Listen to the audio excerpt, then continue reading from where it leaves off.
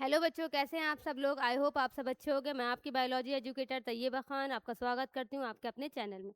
बच्चों, आज हम पढ़ने वाले हैं पौधों में परिवहन। ये क्लास 10th का लेक्चर है, यूपी बोर्ड के लिए। बच्चों, पौधों में परिवहन क्या होता है? परिवहन मीन्स ट्रांसपोर्टेशन, एक जगह से दूसरी जगह जाना परिवहन कहलाता है। तो पौधों में भी बेटा परिवहन देखने को मिलता है। अब ये कैसे मिलता है समझाते हैं। तो पौधों में बेटा क्या होता है? जल, खनिज लवण और भोजन को, वाटर और फूड को एक जगह से दूसरी जगह पहुंचाया जाता है। और इस प्रोसेस को बेटा क्या बोलते हैं हम? ट्रांसपोर्टेशन, मतलब परिवहन। आई होप क्लियर होगा। पौधों में परिवहन की आवश्यकता क्यों होती है बेटा? हम ये करते क्यों हैं? क्योंकि बेटा जल कहाँ प्रेजेंट होता है? जड़ों में। अब जड़ों से जल को कहाँ जाना है? लीफ तक जाना है, तो उसको चलना तो पड़ेगा, ट्रांसपोर्ट करना पड़ेगा। तो इसलिए इसकी आवश्यकता होती है। और बेटा फोटोसिंथेसिस जो हमने लास्ट क्लास में क्लियर कराया था आपको टॉपिक, अगर नहीं देखा हो तो देख लीजिएगा जाके। उसमें क्या होता है? हमारा फूड का फॉर्मेशन होता है। वो फूड कहाँ बनता है? लीफ में बनता है। तो वो लीफ यहाँ पर है और उसको फूड को आना है रूट तक। तो बेटा वो क्या करेगा? पत्ती से जड़ तक आएगा। तो इसके लिए भी उसको जाना पड़ेगा, ट्रांसपोर्ट करना पड़ेगा। तो इसलिए हमें ट्रांसपोर्टेशन की आवश्यकता होती है। जो भी मिनरल वाटर या फिर फूड है उसको एक जगह से दूसरी जगह पहुंचाने के लिए। और इसी क्रिया को बेटा हम बोलते हैं परिवहन। अब बेटा परिवहन कराने के लिए इनके पास साधन क्या होते हैं? जैसे हमारे पास रिक्शा, बाइक, बस है। तो इनके पास भी कुछ है जिससे ये अपना जल को ऊपर भेज रहे हैं और खाने को नीचे भेज रहे हैं जड़ तक। तो इनके पास ऐसा क्या है? तो बेटा इनके पास होते हैं दो टिश्यू, दो तरह के ऊतक होते हैं। अब ऊतक क्या होता है बेटा? कोशिकाएं जब आपस में जुड़ जाती हैं, जो फंक्शनल में सेम होती हैं, मतलब सेम काम कर रही होती हैं, तो वो क्या बना लेती हैं? ऊतक बना लेती हैं। तो कोशिकाओं के समूह को ऊतक बोलते हैं। तो बेटा दो तरह के होते हैं, एक क्या होता है? जाइलम और एक फ्लोएम। प्लांट के अंदर दो तरह के ऊतक हैं जो ट्रांसपोर्टेशन में हेल्प कर रहे हैं। बेटा जाइलम किस लिए होता है? जाइलम होता है जल के लिए। तो आप इसको कैसे याद रख सकते हो? जा से जल, जा से जाइलम।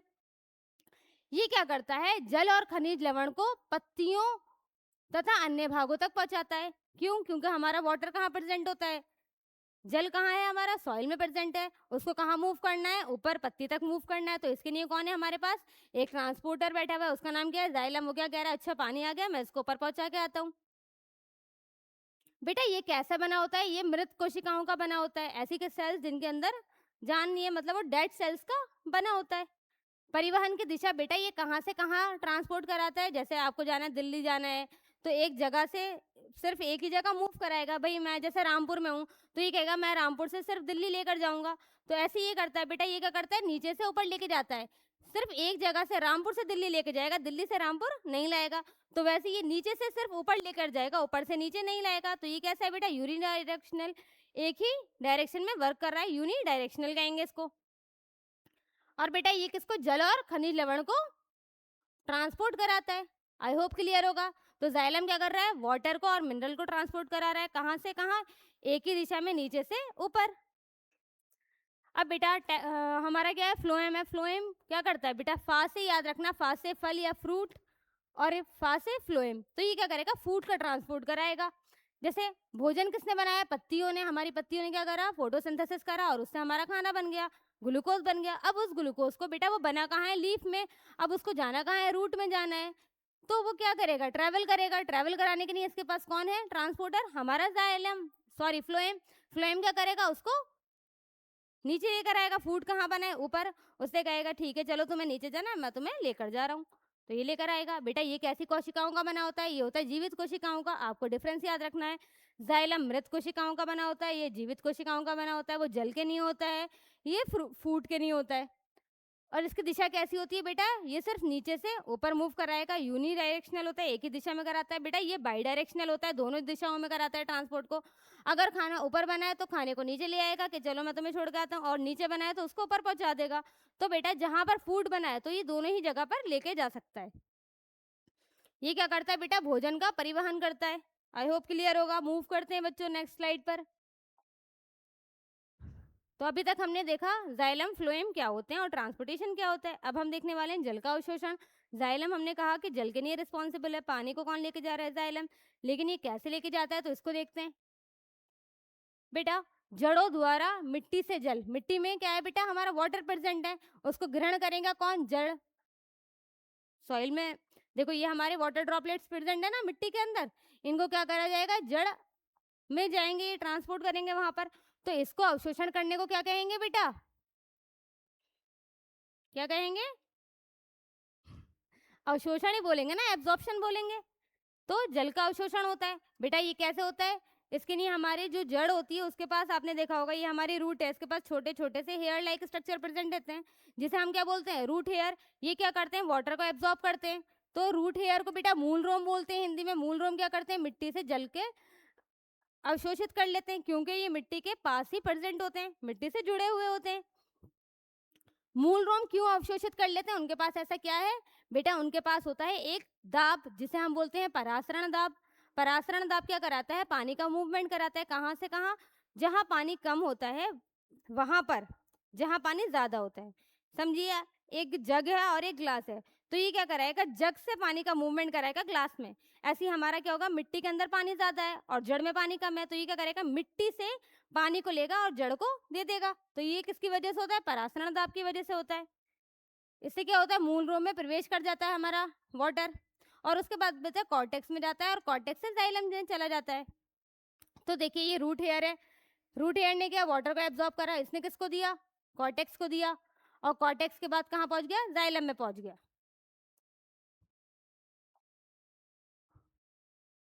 अब बच्चों पढ़ते हैं मूल दाब क्या होता है। रूट प्रेशर, हम इसे क्या बोल रहे हैं, रूट प्रेशर।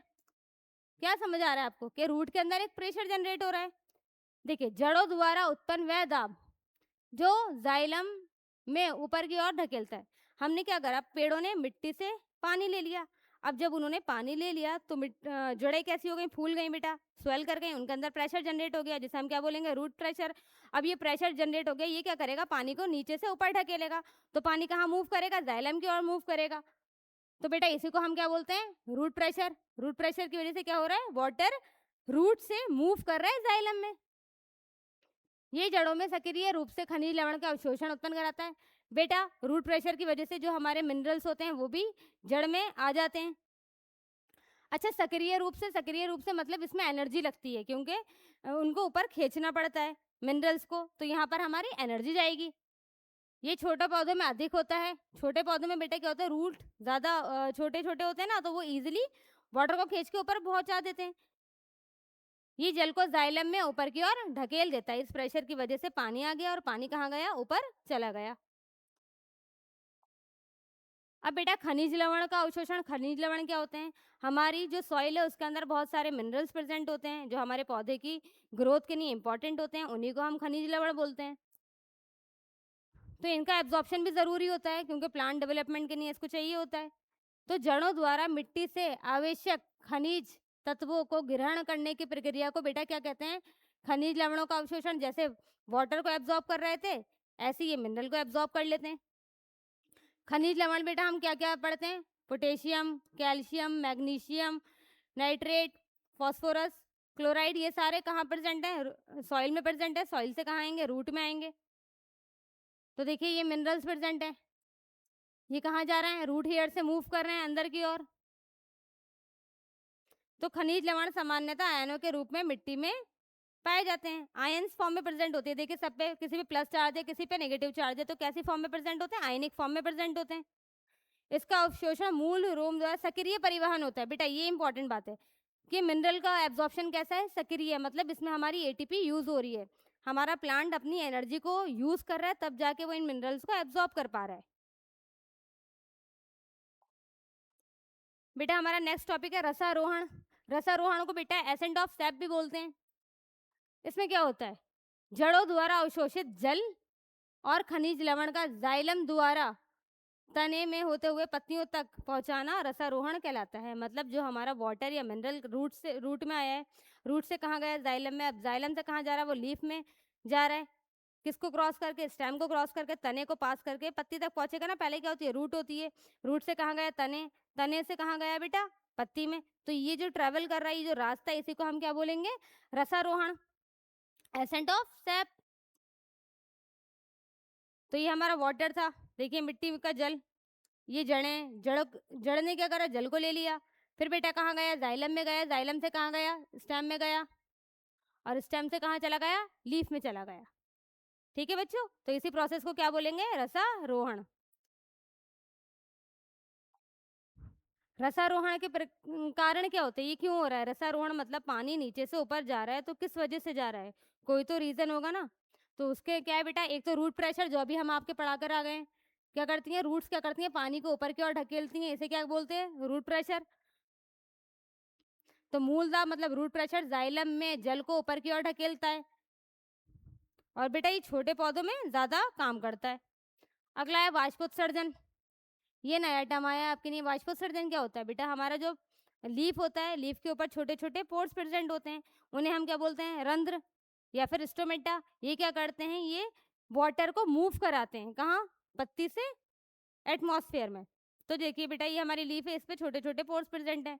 इन पोर्स को क्या बोल रहे हैं हम? रंध्र। ये क्या करा है? वाष्पोत्सर्जन करा रहे हैं। अब ये कब कराते हैं? जैसे हमारे प्लांट के अंदर पानी ज्यादा आ गया।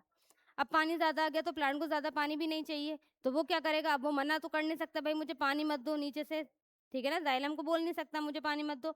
तो वो क्या करती हैं? पत्तियां कहती हैं ठीक है, हमारे पास सॉल्यूशन है। हम क्या करते हैं? हम अपने स्टोमेटा को ओपन कर देते हैं। जो उनके पास पोर थे या छेद प्रेजेंट थे, जिसे हम रंध्र बोलते हैं, वो क्या होते हैं? वो ओपन हो जाते हैं। ओपन हो जाते हैं तो सनलाइट पड़ती है। सनलाइट क्या करता है? आपको पता है, वाटर को एब्जॉर्ब करा लेता है। जैसे आपके कपड़े सूख जाते हैं, ऐसे पत्ती से पानी सूख जाता है। तो बेटा ये किस में देखने को मिलता है? उच्च वायवीय पौधों में देखने को मिलता है।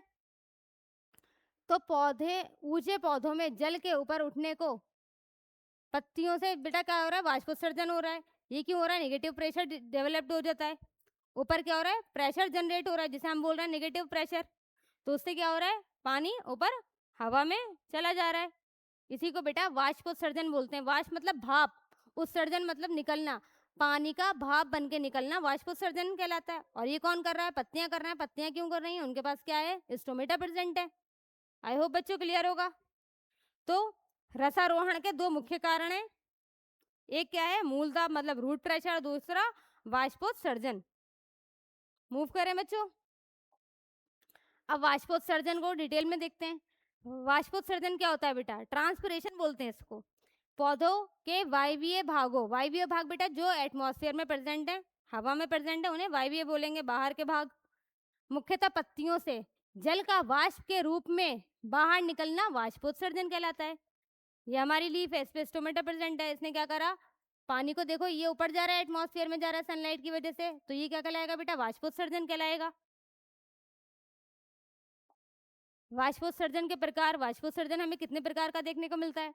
तो बेटा एक होता है स्टोमेटा की वजह से, मतलब वही जो पत्तियों में छोटे छोटे पोर्स प्रेजेंट हैं, वो क्या कर रहे हैं? उनकी वजह से वाष्पोत्सर्जन हो रहा है। दूसरा क्यूटिकल, हमारी जो लीफ या स्टेम होता है, उसके ऊपर क्या होता है? पतली सी परत प्रेजेंट होती है, उसे हम क्या बोलते हैं बेटा? क्यूटिकल बोलते हैं। और एक होता है लेंटिसेल्स। लेंटिसेल्स क्या होती हैं? जो बड़े प्लांट होते हैं, जैसे ट्री है, तो उनमें क्या होता है? वुडी स्टेम होता है, लकड़ी का तना होता है। उन लकड़ी के तने में छोटे छोटे से पोर्स प्रेजेंट होते हैं, उन पोर्स को बोलते हैं बेटा लेंटिसेल। और ये क्या करते हैं? ये भी वाटर का रिमूवल कराते हैं, मतलब पानी को भाप बना के उड़ाते हैं। तो तीन प्रकार से वाष्पोत्सर्जन होता है। सबसे ज्यादा बेटा देखने को ये मिलता है, सर्वाधिक होता है बेटा। सबसे ज्यादा कौन सा पूछ लिया जाए अगर आपसे कि सबसे ज्यादा वाष्पोत्सर्जन किसकी वजह से होता है, तो आपको याद रखना है रंध्रीय वाष्पोत्सर्जन की वजह से। तो पत्तियों पर स्थित रंध्रों, जिन्हें हम क्या बोलते हैं बेटा? स्टोमेटा के माध्यम से होता है, यहाँ से पानी मूव कर जाएगा। दूसरा क्या है? क्यूटिक्यूलर। इसमें क्या होता है? वह पत्तियों, तनों, फलों की क्यूटिकल पर, मतलब क्या होता है? कुछ नहीं, एक लेयर है, उस लेयर से क्या हो रहा है? वाटर मूव कर रहा है, इसे क्या बोलेंगे हम? क्यूटिक्यूलर वाष्पोत्सर्जन। देखिए ये हमारी एपिडर्मिस, मीजोफिल आ गई, ये ऊपर की जो परत है, ये क्या कर रही है? वाटर को रिमूव करा रही है। ये रंध्रीय वाष्पोत्सर्जन की तुलना में बहुत कम होता है। ये कैसा देखने को मिलता है? बहुत बहुत कम। बहुत कम प्लांट इसको परफॉर्म करते हैं, ज्यादातर प्लांट क्या करते हैं? वो परफॉर्म करते हैं। बेटा लेंटिक्यूलर क्या होता है? इसमें क्या हो गया? हमारे जो लकड़ीदार तने होते हैं, उनमें क्या होता है? छोटे छोटे छेद प्रेजेंट होते हैं, उन छेद से क्या होता है? पानी मूव कर जाता है। ये देखिए यहाँ पर क्या है?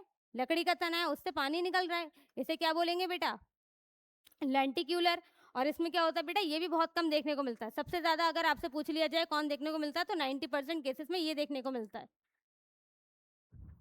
अच्छा बेटा, प्लांट ऐसा कर क्यों रहे हैं? पानी तो उनको चाहिए ना, वो पानी को उड़ा क्यों रहे हैं? ये तो गलत बात है ना। जाइलम ने उनको पानी पहुंचाया मिट्टी से लेकर, अब तुम उड़ा दो, तो इसके कुछ तो फायदे होंगे, तभी तो वो ऐसा कर रहे हैं। ये क्या होता है बेटा, पौधों को ठंडा रखता है, इससे प्लांट कहता है हमारा ठंडे रहते हैं। जल और खनिज उठने में सहायता करता है। जैसे पानी जब ऊपर मूव कर रहा है तो क्या हो रहा है, नीचे प्रेशर डेवलप हो रहा है, उस प्रेशर की वजह से क्या हो रहा है, वाटर और मिनरल्स आ रहे हैं, इसलिए भी होता है ये। कोशिकाओं की स्फीति मतलब टर्जिडिटी को मेंटेन करता है बेटा। टर्जिडिटी क्या होती है, इसमें क्या होता है, हमारी पत्ती जो होती है फूली रहती है, मतलब उनके पास पानी आता रहता है। और बेटा ये क्या करता है, एक्स्ट्रा वाटर को बाहर निकाल देता है, और सबसे मेन कारण ही यही है, इसी वजह से वाष्पोत्सर्जन हमें देखने को मिलता है।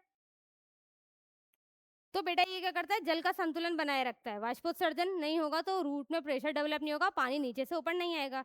समझो, पानी क्या कहाँ मूव कर रहा है, जहाँ पानी ज़्यादा है वहाँ से जहाँ पानी कम है। अगर प्लांट में और रूट में पानी का अमाउंट सेम हो गया तो क्या होगा, हमारी रूट गल जाएगी, खराब हो जाएगा प्लांट, हो जाता है, आप लोगों ने देखा ही होगा ऐसा।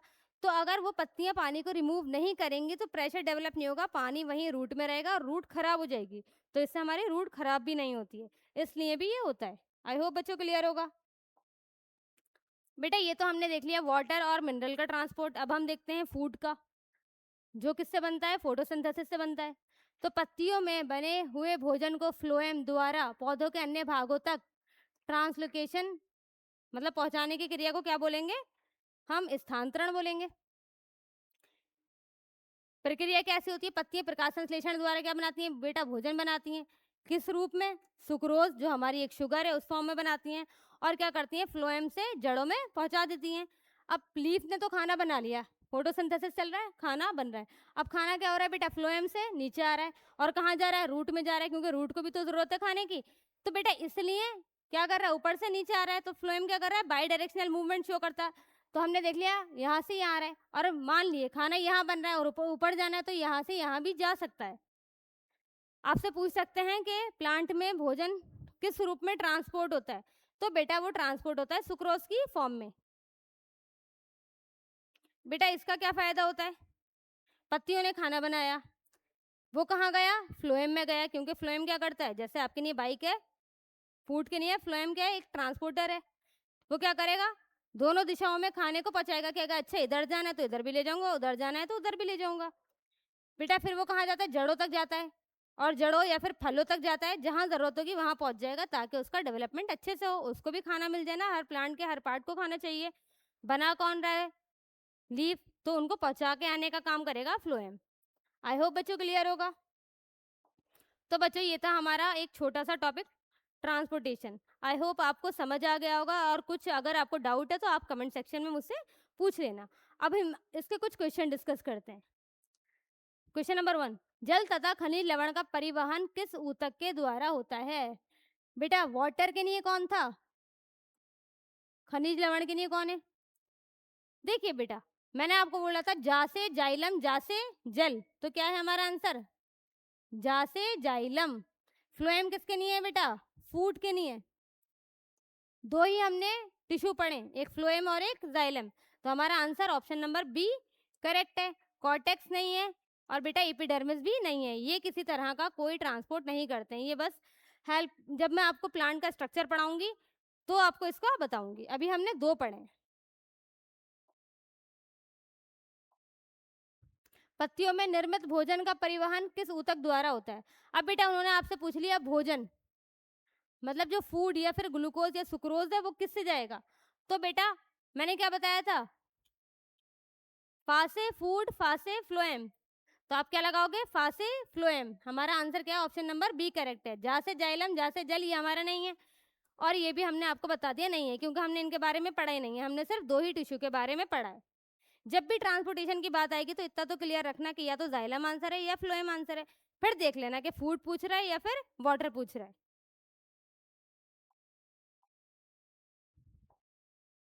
सक्रिय परिवहन किसकी के लिए किसकी आवश्यकता होती है बेटा, सक्रिय, मैंने आपको बताया था सक्रिय ऐसा जिसमें हमें हमारा प्लांट क्या करता है, एनर्जी को लगाता है, अपनी एटीपी को यूज करके एब्जॉर्प्शन कराता है। वो एटीपी को यूज करके किसका एब्जॉर्प्शन कराता है, मिनरल्स का।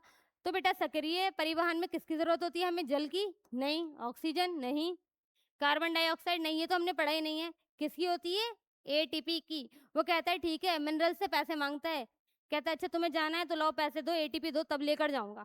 तो इसलिए इसमें हमारी एनर्जी लगती है। पौधों के वायवीय भागों से जल का वाष्प के रूप में निकलना क्या कहलाता है? वायवीय भाग समझ गए, जैसे लीफ जो बाहर एक्सपोज हैं, उनसे हमारा पानी ऊपर उड़ रहा है, तो इसे क्या बोलेंगे? वाष्पोत्सर्जन। हमारा ऑप्शन ए करेक्ट है। श्वसन बेटा नहीं, श्वसन एक अलग प्रोसेस होता है। जब हमारा फूड का ऑक्सीडेशन होता है, जब हमारा फूड टूटता है, उससे एनर्जी बनती है, तो हम उसे बोलेंगे श्वसन। उत्सर्जन भी नहीं होता है बेटा, उत्सर्जन होता है वेस्ट का रिमूवल। हमारी बॉडी से या फिर प्लांट की बॉडी से वेस्ट का रिमूवल होना, उसे बोलेंगे उत्सर्जन। अवशोषण क्या होता है बेटा? पानी को अवशोषण कर रहा था, हमने देखा था, लेना अपने अंदर, तो उसे क्या बोलेंगे? अवशोषण। जैसे मिट्टी से पानी को जड़ें क्या कर रही हैं? अवशोषित कर रही हैं। लेकिन इन्होंने हमसे क्या पूछा है? वाष्प बन के उड़ना। जल क्या हो रहा है? वाष्प में चेंज हो रहा है, मतलब भाप में बदल रहा है, और भाप बन के आसमान में उड़ रहा है, तो उसे हम क्या बोलते हैं? वाष्पोत्सर्जन। क्वेश्चन नंबर 5, वाष्पोत्सर्जन किसके द्वारा होता है? इन्होंने आपसे पूछा कौन सा पार्ट है जो वाष्पोत्सर्जन करता है। अगर वैसे तो हमें पता है लीफ करती है, तो जड़ आंसर होगा नहीं। जड़ क्या करती है? सिर्फ वाटर का एब्जॉर्प्शन कर रही है और मिनरल का एब्जॉर्प्शन कर रही है। जाइलम क्या कर रहा है बेटा? जल का ट्रांसपोर्ट करा रहा है, पानी को ऊपर लेके जा रहा है। फ्लोएम क्या कर रहा है? फूड को ट्रांसपोर्ट करा रहा है। तो हमारा आंसर क्या है? स्टोमेटा। कैसे है? क्योंकि हमारी पत्ती के ऊपर छोटे छोटे पोर्स प्रेजेंट होते हैं। इन पोर्स से हमारा क्या होता है? वाटर रिमूव होता है हवा में, तो इसे क्या बोलते हैं? वाष्पोत्सर्जन। तो ये कौन है इसके लिए रिस्पॉन्सिबल? रंध्र, जिनको हम क्या बोलते हैं बेटा? स्टोमेटा। आई होप आपको क्लियर होगा। तो आज के लिए इतना ही। थैंक यू बच्चों, मिलते हैं नेक्स्ट क्लास में। Bye bye.